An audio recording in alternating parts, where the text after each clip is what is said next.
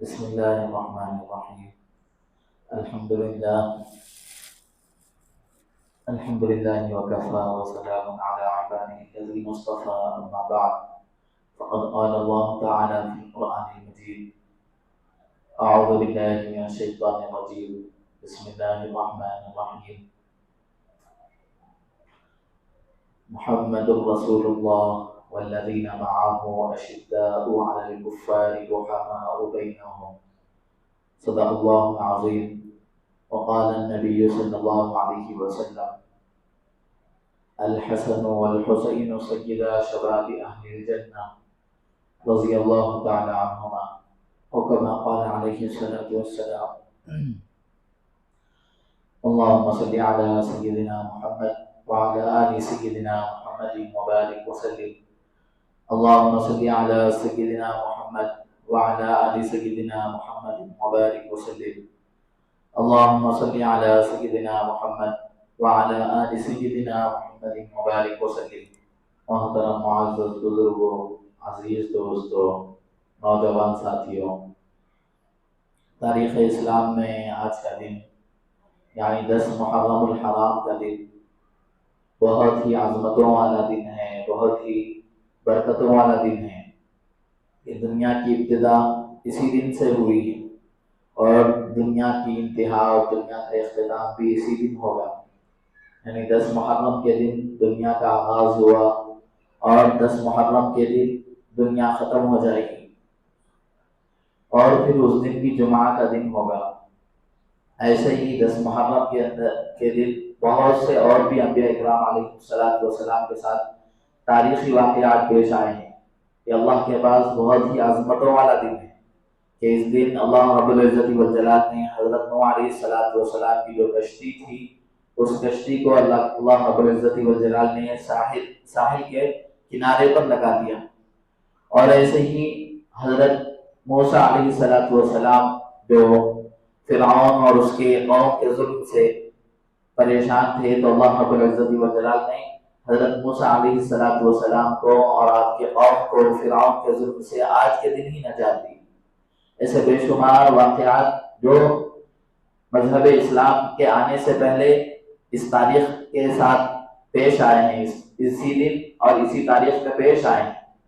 اور پھر اتفاق کی بات یہ بھی ہے کہ اللہ رب العزت والجلال نے حضور اکرم صلی اللہ علیہ وسلم کے محبوب نواسے، جہید نواسے حضرت حسین رضی اللہ تعالیٰ کی شہادت کے لیے بھی اللہ رب العزت والجلال نے اسی تاریخ اور اسی دن کو چن لیا. حضرت حسین رضی اللہ تعالیٰ جو اللہ کے نبی صلی اللہ علیہ وسلم کے بہت ہی چہیتے اور پسندیدہ نواسے ہیں کہ اللہ کے نبی صلی اللہ علیہ وسلم اپنے نواسوں سے بہت زیادہ محبت کرتے تھے، بہت زیادہ پیار کرتے تھے. تو انہی نواسے حضرت حسین رضی اللہ تعالیٰ کی شہادت کا واقعہ بھی جو میدان کربلا میں پیش آیا وہ اسی دن یعنی 10 محرم الحرام کے دن پیش آیا. تو لہذا اس تاریخ سے اور اس دن سے بہت سارے اسلامی واقعات وابستہ ہیں. صرف حضرت حسین رضی اللہ تعالیٰ کا تذکرہ نہیں ہے بلکہ دنیا کا بنایا جانا، دنیا کا ختم ہونا اور ایسے ہی بہت سارے واقعات. تو یہ اسی لیے ایک تاریخی دن بھی ہے اور اللہ کے پاس عظمتوں والا دن بھی. اسی لیے حضور اکرم صلی اللہ علیہ وسلم نے اپنی امت کو اس دن روزہ رکھنے کا حکم فرمایا کہ رمضان کے روزوں کی فرضیت سے پہلے اللہ کے نبی صلی اللہ علیہ وسلم نے فرمایا کہ وہ محرم کے روزے فرض تھے مذہب اسلام کے اندر، لیکن جیسے ہی پھر رمضان کے روزے فرض ہو گئے تو پھر محرم کے روزے کی فرضیت اس وقت ختم ہو گئی. اب یہ روزے مستحب رہ گئے، اس کی فضیلت اپنی جگہ ہے لیکن اب یہ روزے فرض نہیں ہے. محرم کا روزہ فرض نہیں ہے لیکن اس کی فضیلت کو حاصل کرنے کے لیے محرم کی 10ویں تاریخ کا روزہ رکھ سکتے ہیں. اللہ کے نبی صلی اللہ علیہ وسلم کے جو نواسے ہیں حضرت حسین رضی اللہ تعالیٰ کہ جب پیدا ہوئے تو یہ 4 شعبان کی تاریخ تھی. شعبان کا مہینہ چل رہا تھا اور ہجرت کا 6واں سال تھا. اللہ کے نبی صلی اللہ علیہ وسلم کے مدینہ ہجرت کے ہوئے 6 سال ہوئے. اس کے بعد حضرت حسین رضی اللہ تعالیٰ پیدا ہوئے.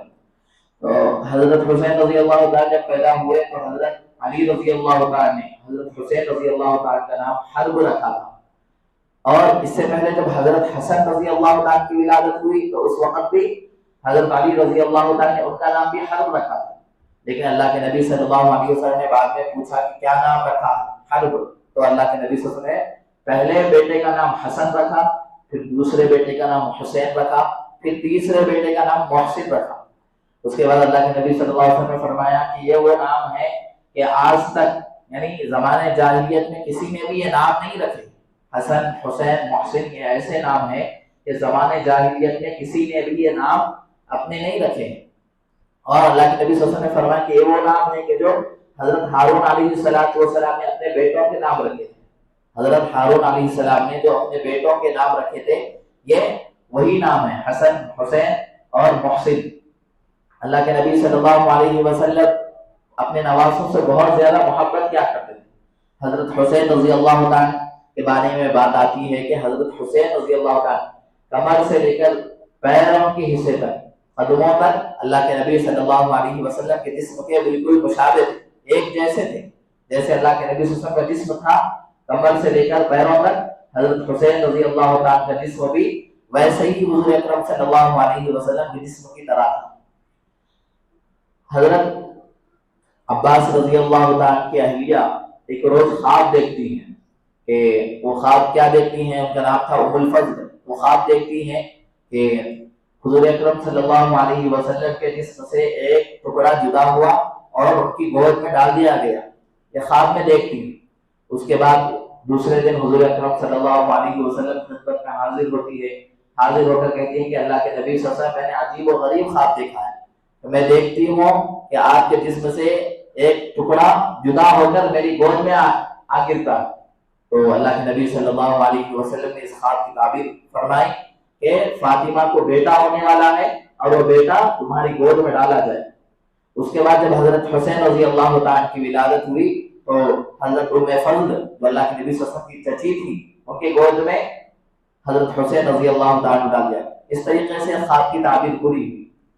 اور وہی ام الفضل ایک واقعہ بیان فرماتی ہے کہ ایک مرتبہ ایسا ہوا کہ میرے گود میں حضرت حسین تھے، تو میں نے اللہ کے نبی صلی اللہ علیہ وسلم کی گود میں ڈال دیا حضرت حسین کو اٹھا کر، تو اللہ کے نبی صلی اللہ علیہ وسلم کی آنکھوں سے آنسو جاری ہو گئے۔ تو میں نے سوال کیا کہ اللہ کے نبی صلی اللہ علیہ وسلم آپ کی آنکھوں سے آنسو جا رہے ہیں، کیا بات ہے؟ تو اللہ کے نبی صلی اللہ علیہ وسلم نے فرمایا کہ میرے نواسے کو ایک دن مظلومانہ طریقے سے شہید کر دیا جائے گا، میرے اس نواسے کو مظلومانہ طریقے سے شہید کر دیا جائے گا۔ تو اللہ کے نبی صلی اللہ علیہ وسلم نے اس وقت فرمایا۔ اور بھی ایسے بہت سارے واقعات ملتی ہیں کہ جن سے معلوم ہوتا ہے کہ حضور اکرم صلی اللہ علیہ وسلم کو اپنے نواسوں سے کتنی زیادہ محبت ہے۔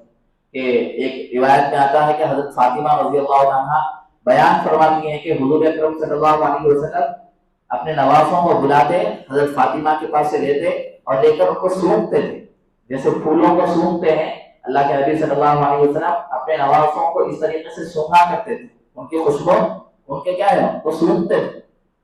اور ایسے ہی ایک صحابی حضرت اسامہ بن زید رضی اللہ تعالیٰ بیان فرماتے ہیں کہ میں کسی کام سے ایک رات اللہ کے نبی صلی اللہ علیہ وسلم کے پاس گیا، تو میں دیکھ رہا ہوں کہ اللہ کے نبی صلی اللہ علیہ وسلم اپنے جسم میں کسی چیز کو چھپائے ہوئے ہیں، تو میں نے بات پہلے مکمل کر لی، اللہ کے نبی صلی اللہ علیہ وسلم سے سوال نہیں کیا بلکہ پہلے مکمل بات کر لی۔ اس کے بعد میں نے اللہ کے نبی صلی اللہ علیہ وسلم سے پوچھا کہ اللہ کے نبی آپ نے اپنی چادر میں کس چیز کو چھپائے رکھا؟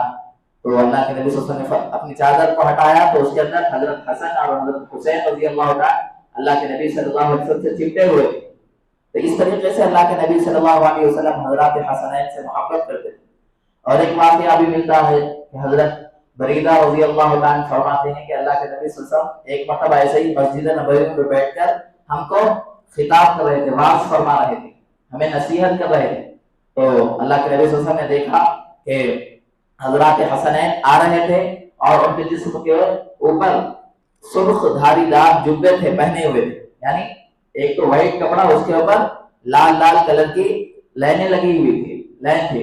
تو حضرت وہ صحابی فرماتے ہیں حضرت بریدہ رضی اللہ عنہ کے حضرات حسنین جبہ پہنے ہوئے تھے کہ جو سرخ دھاری دھار تھا، یعنی اس کے بعد لال لال رنگ کی لکیریں تھیں، اور وہ چھوٹے ہونے کی وجہ سے اس جبے کو نہیں سنبھال رہے، جس کی وجہ سے وہ گرنے کا اندیشہ تھا. تو اللہ کے نبی صلی اللہ علیہ وسلم نے جیسا ہی حضرات حسنین کو دیکھ لیا تو اللہ کے نبی صلی اللہ علیہ وسلم اپنی جگہ سے اٹھ کر جا کر نواسوں کو اٹھا کر اپنے گود میں بٹھائے. پھر فرمایا کہ اللہ رب العزت والجلال نے سچ فرمایا کہ بے شک اولاد اور مال یہ آزمائش ہے. اولاد اور مال میں انسان کی کیا ہے؟ آزمائش ہے. اللہ رب العزت والجلال نے سچ فرمایا، اس لیے کہ دونوں اپنے جبوں کو نہیں سنبھال رہے تھے. اندیشہ تھا کہ یہ دونوں گر جائے، اس لیے میں اٹھ کر جا کر ان دونوں کو اٹھا کر لائے. تو اللہ کے نبی صلی اللہ علیہ وسلم بے انتہا محبت کرتے تھے اپنے نوازوں سے. تو یہ امت کو بھی چاہیے کہ اللہ کے نبی صلی اللہ علیہ وسلم کے نوازوں سے محبت کرنا ہے. اور چونکہ صحابہ کرام رضوان اللہ تعالی علیہم اجمعین ہیں اور انہوں نے اسلام کو آگے بڑھانے کے لیے قربانیاں بھی دی. حضرت حسن، حضرت حسین رضی اللہ عنہ کا بہت ہی تفصیلی تذکرہ، لیکن وہ تفصیلی تذکرہ میں اتنے مختصر وقت میں آپ کے سامنے نہیں بیان کر سکتا. تو حضرات حسنین رضی اللہ تعالی اللہ کے نبی صلی اللہ علیہ وسلم کے نواسے ہیں، ان سے محبت کرنا ہے. اللہ کے نبی صلی اللہ علیہ وسلم نے فرمایا کہ حسین مجھ سے ہیں اور میں حسین سے ہوں. جو مجھ سے محبت کرتا ہے، وہ جو حسین سے محبت کرتا ہے وہ مجھ سے محبت کرتا ہے. کیونکہ وہ اللہ کے نبی صلی اللہ علیہ وسلم کے نواسے ہیں، اللہ کے نبی صلی اللہ علیہ وسلم کے گھرانے سے ان کا تعلق ہے. اس لیے ہمیں بھی صحابہ اکرام رضوان اللہ تعالی علیہم اجمعین سے اور بالخصوص حضور اکرم صلی اللہ علیہ وسلم کے نواسوں سے محبت کرنا ہے، ان کی تعلیمات کو اپنانے کی کوشش کرنا ہے. دراصل پورے تذکرے کا مقصد یہی ہے کہ حضرات حسنین کی جو تعلیمات ہیں، جیسے انہوں نے اسلام کے اوپر چل کر عمل کیا، ہمیں بھی ویسے ہی عمل کرنے کی کوشش کرنا ہے. کہ حضرت حسین رضی اللہ عنہ کی جو شہادت کا واقعہ ہے بہت تفصیلی ہے، لیکن حق کے لیے انہوں نے ہرگز باطل کے سامنے اپنے سر کو نہیں جھکایا، باطل کو قبول نہیں کیا. جان چلی گئی آپ کے سامنے، آپ کے گھرانے کے معصوم بچوں کو، آپ کی بیویوں کو، آپ کے بچوں کو شہید کر دیا گیا. 33 افراد شہید کر دیے گئے، 33 افراد آپ کی آنکھوں کے سامنے شہید کر دیے گئے. لیکن حضرت حسین رضی اللہ عنہ نے باطل کو ہرگز نہیں مانا. حق کو مانیں گے لیکن باطل کو کبھی بھی نہیں مانیں گے. اپنی اولاد کو قربان کر دیں گے، خود اپنی جان کو قربان کر دیں گے، لیکن باطل کے سامنے اپنے سر کو نہیں جھکائیں گے، باطل کو ہرگز قبول نہیں کریں گے. یہ حضرت حسین رضی اللہ تعالیٰ کی شہادت کا پیغام ہے. تو اس لیے ہمیں اس شہادت کے پیغام کو اپنے سامنے رکھتے ہوئے زندگی گزارنا ہے کہ ہمارے سامنے بھی جب تک ہم زندہ رہیں حق و باطل آتا رہے گا. دنیا جب تک ہے حق و باطل سے ہمارا آمنا سامنا ہوتا رہے گا. تو اس لیے ہمیں چاہیے کہ ہم حق کو قبول کریں اور باطل کو کبھی بھی ہرگز قبول نہ کریں. انشاءاللہ تفصیلی واقعہ پھر کبھی سنائیں گے حضرت حسین رضی اللہ عنہ. یہ موقع چونکہ پورے ملک کے اندر اس سیاح کا کام چل رہا ہے تو اس جانب بھی آپ حضرات کو متوجہ کرنا ہے. تو اس سیاح کیا ہے اور کیوں ہے، یہ اس تعلق سے بھی انشاءاللہ چند باتیں بہت ہی کم مختصر وقت میں جو ضروری باتیں ہیں انشاءاللہ آپ کے سامنے عرض کرنے کی کوشش کروں گا. یہ سیاح کیا ہے اور کیوں اہم ہے، ایک سوال ہے. اس لیے کہ یہ اس تعلق سے حکومت کی جانب